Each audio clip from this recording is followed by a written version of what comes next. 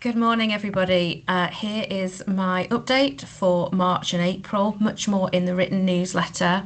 First thing to update you on, we recently did some market research to look at the perceptions of our university, having done a similar piece of work in 2024. Great results. The Aston brand is really cutting through.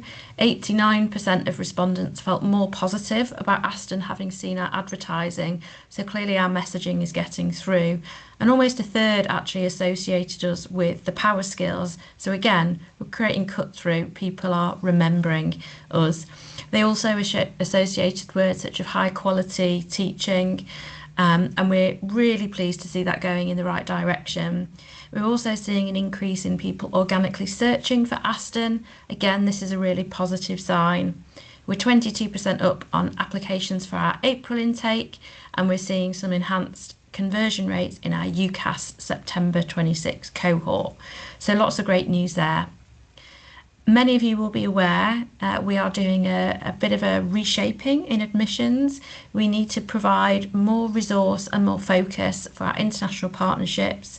We need to boost our resource in PG, and of course we have been able to streamline and move around some colleagues because of that amazing auto offer making that the team have brought in. So we're able to better align human resources with where the work is. And we're also delighted that we've had 4 additional posts signed off to help us cope with what is a fantastic increase in applications alongside all the work that goes with that. So every time we get an extra application, it's more email inquiries, phone inquiries, and in some cases more interviews to organise.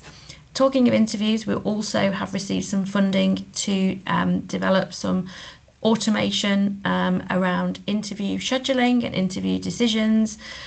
This will really help the team in taking some of that kind of really exhausting work and allowing us to focus on additional high value activities.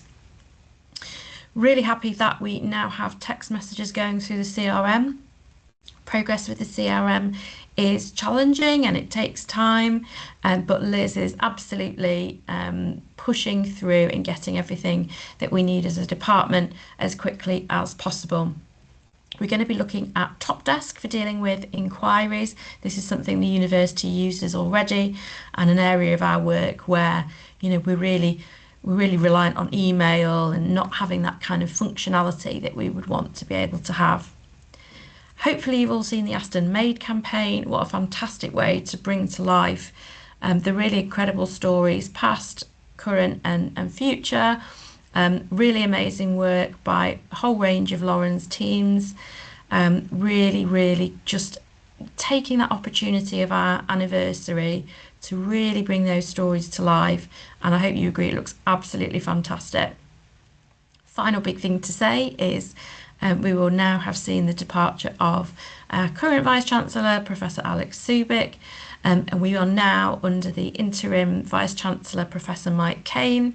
He used to be responsible for our area, so he knows our work well and really values what we do. The Chief Executive part of that role is being carried out by Craig Jones, who's our Executive Director of Finance, and the process for recruiting a permanent new Vice-Chancellor is underway.